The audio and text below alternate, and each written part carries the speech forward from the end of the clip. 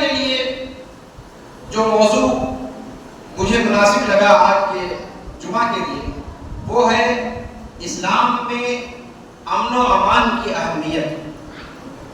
اسلام کے اندر امن و امان کی اہمیت کیا ہے، کیوں ہے، کیسے ہے،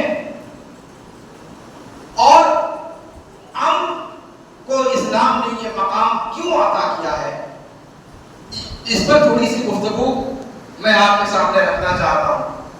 خاص طور سے اپنے ملک نیپال کے جو حالات ہیں، موجودہ جو اضطرابی اور اضطراری کیفیت ہے، موجودہ جو تشویشناک ماحول ہے، اس ماحول کے پس منظر میں اس موضوع پر گفتگو کافی معنی خیز ہو جاتی ہے اگر ہم اس کو صحیح سیاق میں سمجھنے کی کوشش کریں۔ مذہب اسلام نے اپنے ماننے والوں کو امن و امان کے حوالے سے آگاہ کیا ہے۔ مذہب اسلام آیا ہی اس لیے ہے کہ جس جگہ پر اسلام پہنچے وہاں سے خوف، دہشت گردی، بے راہ روی، ظلم و تعدی اور فساد کا خاتمہ کرے۔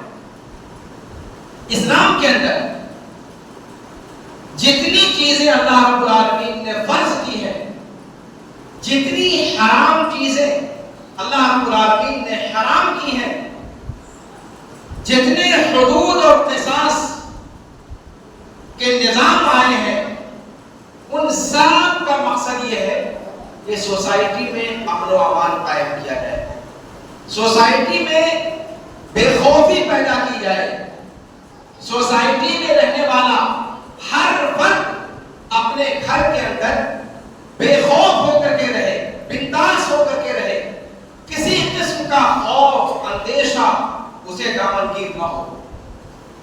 اور یہ ہر انسان کا ایسا خواب ہے جس کی تعبیر ہر چھوٹا اور بڑا چاہتا ہے، چاہے وہ مسلمان ہو چاہے وہ مسلمان نہ ہو۔ امن و امان ایسی دولت ہے کہ جس دولت سے ہر فرد مستفید ہونا چاہتا ہے۔ اس کی اہمیت کو آپ سمجھیں کہ اللہ رب العالمین نے قرآن کریم کے اندر قوم سمود کا تذکرہ کیا، اور قوم سمود جب تک راہ راست پر قائم تھی، اللہ رب العالمین نے ذکر کیا کہ وہ کیسے امن و امان میں تھے۔ وَكَانُوا يَنْحِتُونَ مِنَ الْجِبَالِ بُيُوتًا آمِنِينَ۔ اللہ تعالیٰ فرماتا ہے کہ قوم سمود کے لوگ پہاڑوں کو، چٹانوں کو تلاش کر کے اس میں اپنا گھر بناتے تھے اور معمول امن و امان کے ساتھ رہتے تھے۔ کیوں؟ اس لیے کہ پہاڑوں ہی کو اگر گھر بنا لیا جائے، ہم اور آپ اینٹے کا گھر بناتے ہیں یا گارے مٹی کا بناتے ہیں، اس کے اندر آپ دیکھتے ہیں کہ کتنی مضبوطی ہوتی ہے۔ اور اگر کوئی قوم پہاڑ کو ہی اپنا گھر بنا لے، اس کو ہی تلاش خراش کر اس کے اندر ہی اپنا کمرہ بنا لے۔ قوم سمود کے مکانات آج بھی سعودی عرب کے اندر موجود ہیں، العلا کے اندر، اور ان مکانات کو ہم نے خود اپنی آنکھوں سے جا کر کے دیکھا ہے۔ الگ الگ چٹانیں، ایک ایک چٹان ایک ایک آدمی کا گھر ہوا کرتا تھا۔ اسی چٹان میں تلاش کر کے، پتھروں کو تلاش کر کے اس کے اندر اپنا گھر بنا کر رہا کرتے تھے۔ یعنی اتنا مضبوط گھر کہ دنیا کی کوئی طاقت اس کو اڑا نہیں سکتی تھی، ختم نہیں کر سکتی تھی۔ اللہ تعالیٰ فرماتا ہے وَكَانُوا يَنْحِتُونَ مِنَ الْجِبَالِ بُيُوتًا آمِنِينَ۔ اور قوت و شوکت کے ساتھ ساتھ اللہ رب العالمین نے ان کو امن و امان کی فضا میں رکھا تھا، لیکن ان کا یہ امن و امان ان کو راس نہیں آیا۔ توحید کی دولت کی انہوں نے قدر نہ کی، شرک کی طرف وہ لوگ اپنے آپ کو لے گئے۔ انسان کو جب کوئی نعمت زیادہ دنوں تک ملتی ہے تو اس کی قدر نہیں پہچانتا ہے۔ یہی معاملہ قوم سمود کے ساتھ ہوا۔ اللہ تعالیٰ نے ان کو قد کاٹھی کے اعتبار سے انتہائی مضبوط بنایا تھا۔ ان کی تباہی کا تذکرہ قوم عاد و سمود کا قرآن نے کیا ہے۔ تو جب عذاب آیا اور ان کو جہاں تھے وہی ہلاک و برباد کر دیا، قرآن میں اس کا نقشہ کھینچا ہے کأنہم اعجاز نخل خاویہ، کہ عذاب کے بعد جب ان سب کی موت آئی تو ایسے اینڈے پڑے تھے مردے بن کر، مردہ ہونے کے بعد جیسے لمبے کھجور کے جو درخت ہوتے ہیں اس کے تنے اگر گر جائیں درخت کے اوپر تو جیسے پڑے ہوتے ہیں ویسے ان کے مردے پڑے ہوتے ہیں۔ یعنی یہ ان کا ڈیل ڈول تھا، یہ ان کی قد و قامت تھی، یہ ان کی جسامت تھی۔ ارے آپ اندازہ لگائیں کہ آج صنعتی ترقی کے باوجود، ٹیکنیکل ترقی کے باوجود پہاڑوں کو تراشنا یا پہاڑوں کو ڈائنامائٹ کرنا کتنا مشکل سمجھا جاتا ہے، اور اس زمانے میں وہ لوگ اپنے ہاتھوں سے پہاڑوں کو تراش کر اور پہاڑ کے اندر گھر بنایا کرتے تھے۔ کون سی مشینری ان کے یہاں مہیا تھی؟ کون سا بلڈوزر یا کون سا کرین یا کون سا ڈائنامائٹ ان کے پاس تھا؟ کچھ نہیں تھا۔ ان کے پاس اللہ نے وہ قوت عطا کی تھی، جسمانی قوت اتنی تھی، اور اللہ تعالیٰ کی امن و امان کی دولت میں رہا کرتے تھے۔ لیکن اللہ تعالیٰ نے فرمایا کہ جب انہوں نے شرک کا ارتکاب کیا، وَأَمَّا ثَمُودُ فَهَدَيْنَاهُمْ فَاسْتَحَبُّوا الْعَمَى عَلَى الْهُدَى، ہدایت کے مقابلے میں انہوں نے اندھے رہنا گوارا کیا، اندھے پن کی راہ کو اختیار کیا، نابینا والے انداز کو اختیار کیا۔ تو پھر اللہ تعالیٰ فرماتا ہے کہ ہم نے بھی چھوڑ دیا کہ جا بھائی، جس راہ تو لگ رہا ہے اسی راہ پر جا، اور پھر اللہ تعالیٰ نے ان کو تباہ و برباد کر دیا۔ قوم سما کا تذکرہ قرآن نے کیا ہے، وَجَعَلْنَا بَيْنَهُمْ وَبَيْنَ الْقُرَى الَّتِي بَارَكْنَا فِيهَا قُرًى ظَاهِرًا وَقَدَّرْنَا فِيهَا السَّيْرَ سِيرُوا فِيهَا لَيَالِيَ وَأَيَّامًا آمِنِينَ۔ قوم سما یمن کے اندر رہنے والی قوم تھی، کافی ترقی یافتہ تھی، ایگریکلچرل میں خاص طور پر، سائنسی میدان میں ان کی ترقی آج بھی زمانہ دیکھتا ہے اس کے نشانات کو، ان کے بقیہ جو باقیات ہیں ان کو دیکھ کر کے اس قوم کی ترقی کا اندازہ ہوتا ہے۔ انسانی تاریخ میں سب سے پہلے جس بڑے ڈیم کا تذکرہ ملتا ہے وہ قوم سبا کے اندر ملتا ہے۔ ڈیم تعمیر کر رکھا تھا، سد معرب کے نام سے قرآن نے اس کو یاد کیا ہے۔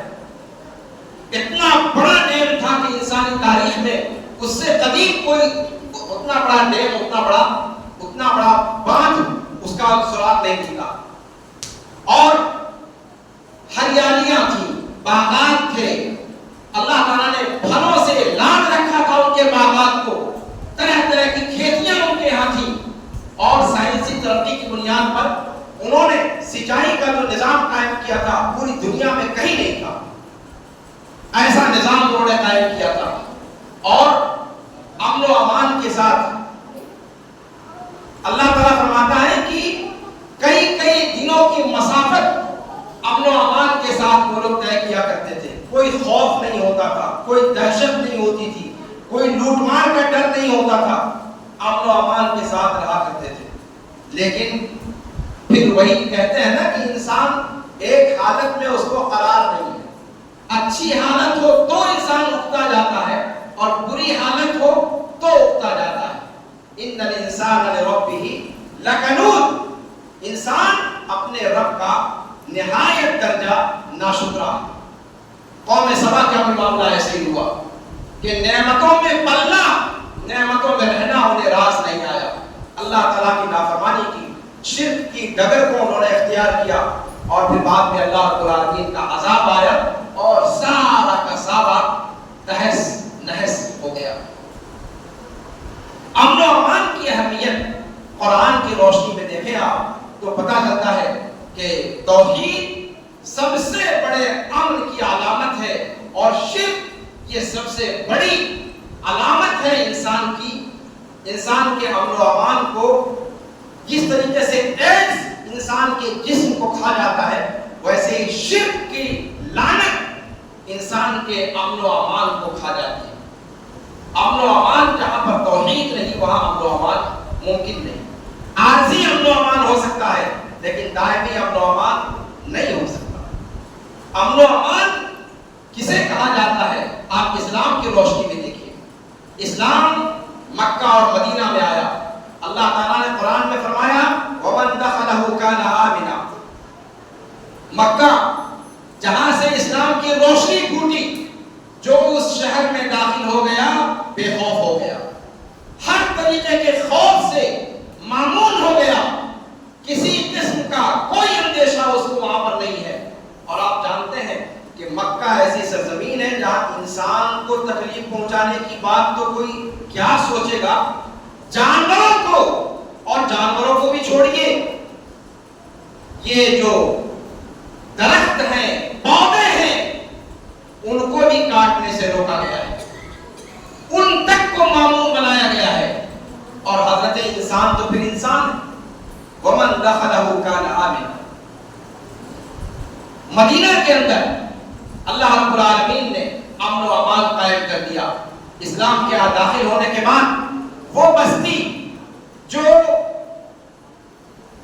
بیماریوں کی بستی تھی، جہاں رہنے والے، جہاں کی آب و ہوا بیمار کر دینے والی تھی، صحابہ کرام ہجرت کر کے آئے، ابو بکر رضی اللہ تعالیٰ عنہ بیمار پڑ گئے، بلال رضی اللہ تعالیٰ عنہ بیمار پڑ گئے، اور کئی صحابہ بیمار پڑ گئے، اور ایسے بیمار پڑے کہ موت دکھائی دینے لگی، موت نظر آنے لگی۔ عائشہ رضی اللہ تعالیٰ عنہ کی مشہور روایت آپ نے پڑھی ہوگی، بخاری کے اندر موجود ہے، کہ اپنے باپ سے جا کر کے پوچھا کہ کیا حال ہے، کیسا حال ہے؟ تو انہوں نے کہا کہ صاحب انسان اپنے اہل و عیال میں اطمینان کے ساتھ صبح کرتا ہے، جبکہ موت اس کے پیر کے جوتے کے تسمے سے بھی زیادہ قریب ہے۔ یہ ماحول تھا مدینے کا، اور لگ رہا تھا کہ اللہ کے رسول صلی اللہ علیہ وسلم کی ہجرت جو تھی، صحابہ کرام نے اسلام کی خاطر اپنا وطن تو چھوڑ دیا تھا، اپنے مال کو، اپنی جائیداد کو قربان کر دیا تھا، لیکن مدینے کی آب و ہوا راس نہ آنے کی وجہ سے ان کے لیے پریشانیاں پیدا ہو رہی ہیں، ان کا دل مدینے میں لگ نہیں رہا۔ پھر اللہ کے رسول صلی اللہ علیہ وسلم نے اللہ تعالیٰ سے دعا کی، اور اللہ تعالیٰ نے مدینے کی وبا کو جوہبہ کی طرف بھیج دیا۔ آپ صلی اللہ علیہ وسلم کی دعا کے ذریعے ویران جگہ یہاں پر تھی، اور مدینے کو اللہ تعالیٰ نے امن و امان کا گہوارہ بنا دیا، اور ایسا امن و امان کا گہوارہ بنایا کہ وہاں رہنے والا ہر طرح کی برکتوں سے مستفید ہوتا ہے۔ صحت کے ناحیے سے بیماریاں وہاں نہیں داخل ہوتی، وبائی بیماریاں مدینے کے اندر داخل نہیں ہو سکتی۔ اللہ کے رسول نے فرمایا کہ یہاں طاعون داخل نہیں ہو سکتا۔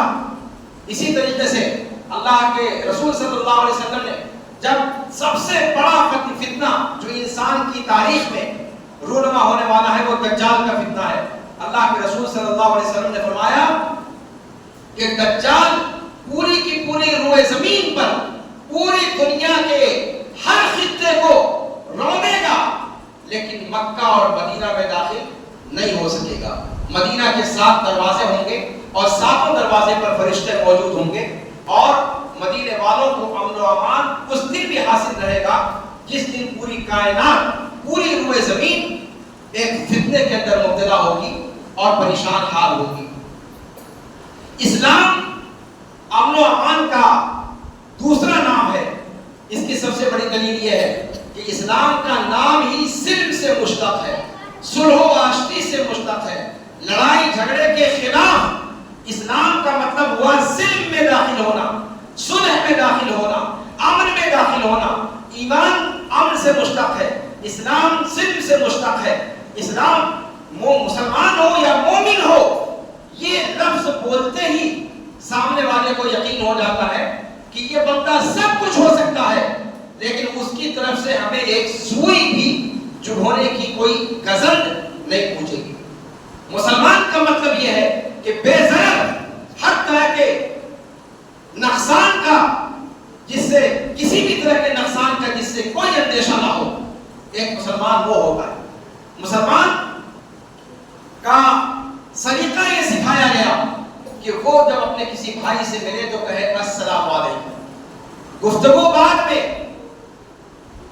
حال چال بعد میں، پہلا کام کیا؟ السلام علیکم۔ یعنی اے سامنے والے، پہلے تو اطمینان کر لو کہ ہماری طرف سے تم کو کوئی گزند نہیں پہنچے گی، کوئی نقصان نہیں پہنچے گا، کوئی تکلیف نہیں پہنچے گی، ہم تمہارے بدخواہ نہیں ہیں، ہماری طرف سے اطمینان رکھو، حال چال بعد میں پوچھیو، خیر خیریت بعد میں پوچھیو، السلام علیکم۔ پہلے یہ سمجھ لو، ملاقات ہوتے ہی پہلا اطمینان یہ کر لو کہ ہماری طرف سے کوئی تکلیف تمہیں لاحق نہیں ہوگی، نہ ہماری زبان سے، نہ ہمارے جوارح سے، نہ ہمارے کسی عمل سے، اس چیز کا اطمینان کر لو۔ اور آپ جانتے ہیں کہ ہر مسلمان ایک دوسرے سے ملاقات کرتے ہوئے گویا ہم اس جملے کے ذریعے سے امن و امان کا پرچار کرنے والے ہیں، امن و آشتی کے پرچارک ہیں۔ مسلمان ہو ہی نہیں سکتا اگر وہ امن و آشتی کا عالم بردار نہیں ہے۔ تو امن و امان کا معاملہ اتنا زیادہ اسلام کے اندر اہم ہے۔ آپ دیکھ لیں، مرنے کے بعد انسان جنت میں جائے گا، نیک ہے تو، اور جنت سب سے پہلی چیز اس میں بتائی گئی کہ وہ امن و امان کا گہوارہ ہے۔ جنت امن و امان کا گہوارہ ہے۔ گویا انسان کہیں پر جب رہائش اختیار کرتا ہے، سکونت اختیار کرتا ہے، تو سب سے پہلی چیز جو دیکھتا ہے وہ کہ وہ سیکیور ہے یا نہیں، امن و امان کے ناحیے سے کوئی خطرہ تو نہیں ہے، چوروں چماروں کا ایریا تو نہیں ہے، ڈاکوؤں کا ایریا تو نہیں ہے، آس پاس جو لوگ بس رہے ہیں ان سے کوئی تکلیف پہنچنے کا اندیشہ تو نہیں ہے۔ اسی لیے انسان کہیں بھی اپنا گھر بنانے سے پہلے 1000 مرتبہ سوچتا ہے پڑوسی کیسے ہوں گے۔ اس دنیا سے جانے کے بعد انسان جب جنت میں، آخرت میں نیک عمل کرنے والا بندہ جب جنت میں جائے گا، جنت کو اللہ رب العالمین نے بتایا کہ وہ امن و امان کا، آشتی کا گہوارہ ہے۔ وہاں پر ہر وقت سلامتی کا زمزمہ بلند ہوگا، سلامتی کا نغمہ گونج رہا ہوگا۔ دائیں سے فرشتے آئیں گے، کہیں گے سلام علیکم، اے جنتی تم پر اللہ کی سلامتی ہو۔ ادھر سے فرشتے آئیں گے، کہیں گے اے جنتی اللہ کی سلامتی تمہارے اوپر ہو۔ اور سلامتی کیسی، امن و امان کیسا کہ جنت کے اندر نہ آپ کا گھر لوٹنے والا کوئی آئے گا، نہ آپ کی جائیداد لوٹنے والا کوئی آئے گا، نہ آپ کو گالی دینے والا کوئی آئے گا، نہ آپ سے لڑائی کرنے والا کوئی آئے گا، نہ آپ سے تھوتو میمے کرنے والا کوئی آئے گا۔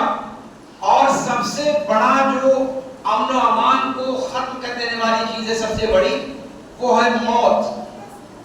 موت کے بعد انسان کی فتنے شروع، اچھا ہے تو ٹھیک، نہیں تو پھر یا وہی لہو، پھر اس کے لیے ہلاکت و بربادی۔ اور یہ موت جنت کے اندر نہیں آنے والی، یعنی امن و امان اتنا زیادہ ہوگا اور اتنا پرماننٹ ہوگا کہ اس کے چھن جانے کا بھی ڈر نہیں۔ آپ کی جو اللہ تعالیٰ آپ کی ملکیت دے گا وہاں پر، اس میں بڑھوتری ہوتی جائے گی، لیکن کبھی کمی نہیں ہوگی۔ کبھی کوئی آپ کی جائیداد پر، زمین پر قبضہ نہیں کرنے والا ہوگا، وہاں پر کوئی نعمتوں کے اندر کمی نہیں آنے والی ہوگی۔ وہاں جو چیز دی جائے گی وہ پرماننٹ دی جائے گی، اور اس کا کوئی ٹائم پیریڈ نہیں ہوگا۔ اس دنیا کے اندر اگر سب کچھ آپ کے پاس میسر ہے، پھر بھی ایک انسان کی زندگی کی ایک ٹائم لمٹ ہے، 80 سال، 90 سال، 100 سال، لیکن جنت کے اندر ایسا کوئی ٹائم پیریڈ نہیں۔ جو مل گیا ہمیشہ ہمیشہ کے لیے سرمدیت کے ساتھ ہوتے رہو. اللہ رب العالمین کی طرف سے، فرشتوں کی طرف سے، ہر طرف سے امن و امان کی صدائیں اور اس کی بشارتیں اہل جنت کے لیے میسر ہوں گی. تو امن و امان کا معاملہ یہ ہے. اللہ رب العالمین نے اس دنیا کے اندر امن و امان کے حوالے سے قرآن کے اندر اس کا فارمولہ بتایا کہ دنیا میں امن و امان کے ساتھ اگر رہنا چاہتے ہو تو اس کا طریقہ کیا ہے. وعد اللہ الذین آمنوا وعملوا الصالحات آمنوا منکم وعملوا الصالحات لَيَسْتَخْلِفَنَّهُمْ فِي الْأَرْضِ كَمَا اسْتَخْلَفَ الَّذِينَ مِنْ قَبْلِهِمْ وَلَيُمَكِّنَنَّ لَهُمْ دِينَهُمُ الَّذِي ارْتَضَىٰ لَهُمْ وَلَيُبَدِّلَنَّهُمْ مِنْ بَعْدِ خَوْفِهِمْ أَمْنًا يَعْبُدُونَنِي لَا يُشْرِكُونَ بِي شَيْئًا. اللہ تعالیٰ کا وعدہ ہے اہل ایمان سے، اے انسانوں تم میں سے جو لوگ مومن ہیں، اللہ پر ایمان رکھنے والے ہیں، ان سے اللہ کا وعدہ ہے کہ وہ زمین پر ان کو جانشینی نصیب فرمائے گا جیسے تم سے پہلے کے لوگوں کو جانشینی عطا کی گئی، اور زمین کے اندر قوت اور تمکنت عطا فرمائے گا جیسے اس سے پہلے کے لوگوں کو اللہ رب العالمین نے تمکین عطا فرمائی تھی، اور تمہارے خوف و ہراس کو اللہ رب العالمین امن و امان سے بدل دے گا. شرط کیا ہے؟ یعبدوننی لا یشرکون بی شیئا، میری عبادت کرتے رہو، میرے ساتھ شرک نہ کرو. امن و امان اگر ہم چاہتے ہیں تو توحید کی جلوں میں ہے، توحید کے دامن میں ہے. اس کے علاوہ امن و امان دائمی طور پر اطمینان کے ساتھ، بے خوفی کے ساتھ کسی اور جگہ پر نہیں. اور اس چیز کو ایک مسلمان اچھی طریقے سے محسوس کرتا ہے. آج ملک کے جو حالات ہیں آپ دیکھ لیں کہ ملک کے حالات کیسے کس طرف جا رہے ہیں. حکومتوں کا تختہ پلٹ دیا گیا. حکومتوں کا تختہ پلٹا گیا کیوں؟ اس لیے کہ وہ حکومتیں امن و امان کو پارا پارا کر رہی تھی. ملک کے اندر فقر اور فاقہ بڑھتا چلا جا رہا تھا. جو مالدار، جو دولت ہے وہ چند ہاتھوں میں سمٹ کر کے رہ گئی تھی، اور عام رعایا، عام پبلک اس کے اندر ہاہاکار مچا ہوا ہے. مہنگائی اتنی ہوشربا گرانی ہو چکی ہے کہ ایک عام انسان زندہ رہنا اس کا مشکل ہو چکا ہے. اور جو دولتوں پر قابض لوگ ہیں وہ ساری دولتیں سمیٹ کر اپنی جیب کے اندر بھر رہے ہیں. جتنے بڑے بڑے سیاسی نیتا ہیں ان کی اولاد یورپ اور امریکہ کے اندر عیش و عشرت کے مزے لے رہی ہے، اور جو عام جنتا ہے، عام پبلک ہے، عام رعایا ہے، ان کو مرنے کے لیے یوکرین بھیج دیا جاتا ہے. یوکرین میں مرتا ہے تو نیپالی عام شخص مرتا ہے. فساد کی جگہوں پر، فتنے کی جگہوں پر، جنگوں کی جگہوں پر وہاں پر جو نیپالی مرتا ہے وہ عام نیپالی مرتا ہے. اور اس طرح کی ملکوں میں جا کر کے جو عیش و عشرت کے مزے لے رہے ہیں، اعلیٰ تعلیم کے مزے لے رہے ہیں، وہ مالداروں کے بچے، نیتاؤں کے بچے ہیں. اس چیز کو اسی طریقے سے، جس طریقے سے گھوس خوری بڑھی تھی، جس طریقے سے مہنگائی بڑھی تھی، جس طریقے سے گرانی اور جس طریقے سے انصاف کا جنازہ نکلا جا رہا تھا، پیسے دے کر کے لوگ کیسوں کو جیت جایا کرتے تھے اور ایک مظلوم کی فریاد سنی نہیں جاتی تھی. یہ جو انقلاب آیا ہے یہ آپ کو لگتا ہے کہ صرف یہ سوشل سائٹس کو بند کر دینے کی وجہ سے آیا ہے؟ نہیں صاحب، سوشل سائٹس تو ایک بہانہ بن گیا. اصل معاملہ یہ تھا کہ اندر ہی اندر پوری کھچڑی پک رہی تھی، اور آج نہیں تو کل ایک زلزلہ آنا ہی تھا. اور پڑوسی ملک کے خفیہ محکمے نے اس چیز کا اعلان بھی اس واقعے کے ہونے سے 20-25 دن پہلے کر دیا تھا کہ نیپال میں ایسا ہونے والا ہے. جبکہ سوشل میڈیا کی پابندی کتنے دنوں میں لگے ہوئے؟ تو یہ ایک بہانہ تھا. سوشل میڈیا کی پابندی یہ اصل وجہ نہیں تھی. اصل وجہ یہ تھی کہ جو یہاں یہاں کی حکومت کا رویہ، یہاں کے کرسیوں پر بیٹھے ہوئے لوگوں کا جو تاناشاہی رویہ تھا، جو ڈکٹیٹرانہ مزاج تھا، عوام کا خون چوس کر عوام کو غریب سے غریب بنانے کا جو مزاج تھا، اس مزاج کے خلاف نوکریاں بالکل نہیں، عوام کے اندر نوکریوں کا فقدان، یہ ساری کی ساری چیزیں، اور امن و امان مکمل رخصت ہو چکا تھا، یہاں سے یہ بغاوت پھوٹی۔ لیکن کیا یہ تختہ پلٹ جانے کے بعد حالات اب بدل گئے؟ اب امن کی بانسری، وقت کھڑا ہوا امن کی بانسری بجا رہا ہے؟ اگر ہم اور آپ یہ سمجھتے ہیں تو بہت بھولے ہیں۔ حالات نہیں بدلے، کرسی گرچہ چھین لی گئی، بغاوت کے بعد سارا معاملہ پلٹ گیا، لیکن اب جن لوگوں نے ایسا کیا، ظلم کا بدلہ ظلم سے دیا جائے گا، پھر عدالتیں کس لیے ہیں؟ ان لوگوں نے جو بھی وارداتیں کی، ان وارداتوں کے بارے میں کوئی انسان یہ نہیں کہہ سکتا کہ ان لوگوں نے اچھا کیا، جو بھی رویہ انہوں نے اختیار کیا، اور پھر یہ تحریک، جنسی کی تحریک جس طریقے سے غلط ہاتھوں میں چلی گئی اور غلط لوگوں کے آنے کا بن گئے یہ لوگ، اور جس مقصد کو لے کر کے اٹھے تھے اس مقصد میں کامیاب نہیں ہو سکے، اور ابھی لڑائی جاری ہے۔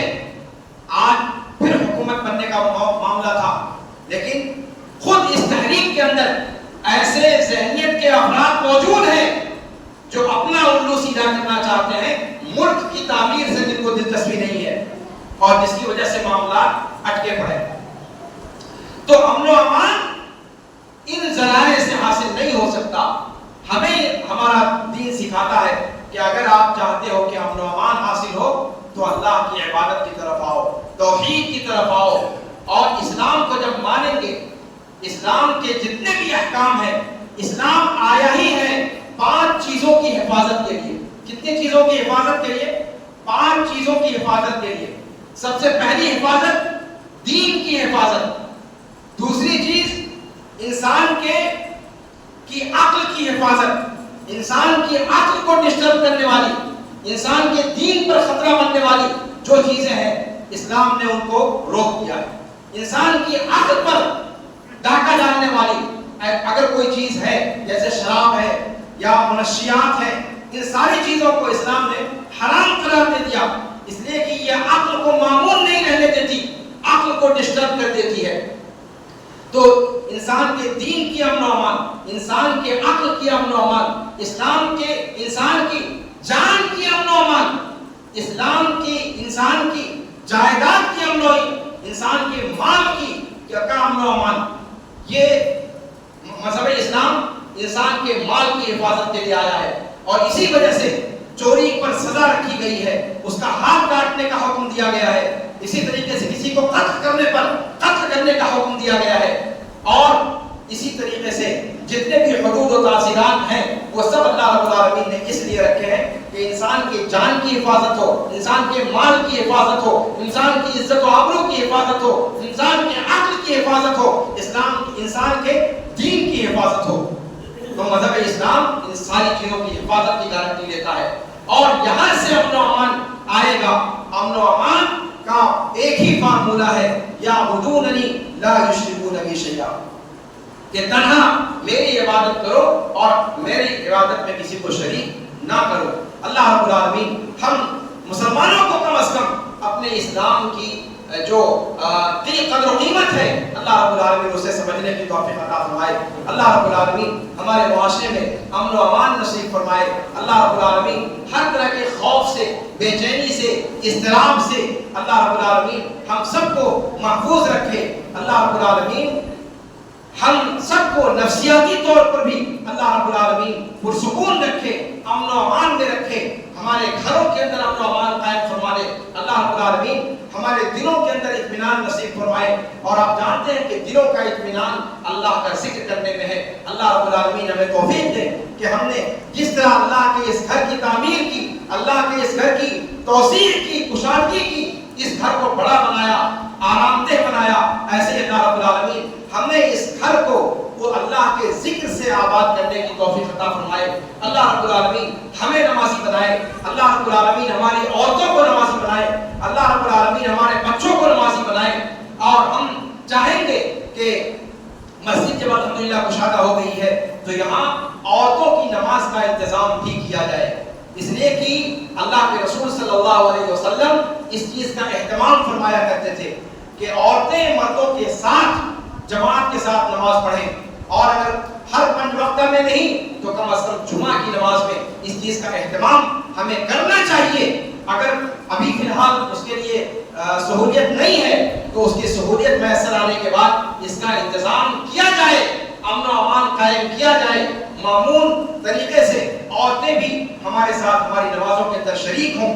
ایک آئیڈیل بنا کر کے آپ پیش کریں اپنے علاقے میں کہ کس طریقے سے اسلام کے ماننے والے امن و امان کے پرچارک ہوتے ہیں، یہ بے خوف ہوتے ہیں، ان کے اندر ان سے کوئی ضرر نہیں، یہ صرف اور صرف اچھی تعلیمات کو عام کرنے کے لیے ہے، لوگوں کی مدد کرنے کے لیے ہے، لوگوں پر ظلم کرنے کے لیے، لوگوں کا حق مارنے کے لیے اور لوگوں پر بہتان تراشی کرنے کے لیے نہیں.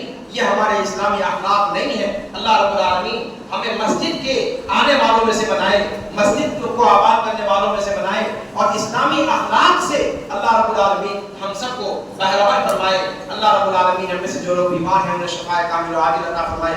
ہم میں سے جو لوگ اس دنیا سے جا چکے ہیں اللہ رب العالمین ان کی بخشش فرمائے. اللہ رب العالمین ان کی قبروں کو جنت کی کیاریوں میں سے ایک کیاری بنا دے، جہنم کے گڑھوں میں سے کوئی گڑھا نہ بنائے. اللہ رب العالمین ان کی قبروں کو نور سے بھر دے. اللہ رب العالمین ان کا حساب کتاب آسان فرمائے، اور ہم جب ان تک پہنچے تو اللہ رب العالمین ہمارا بھی حشر نبیین، صدیقین، شہداء اور صالحین کے ساتھ فرمائے. اقول قولی ھذا واستغفر اللہ لی ولکم ولسائر المسلمین فاستغفروہ من کل ذنب انہ هو الغفور الرحیم.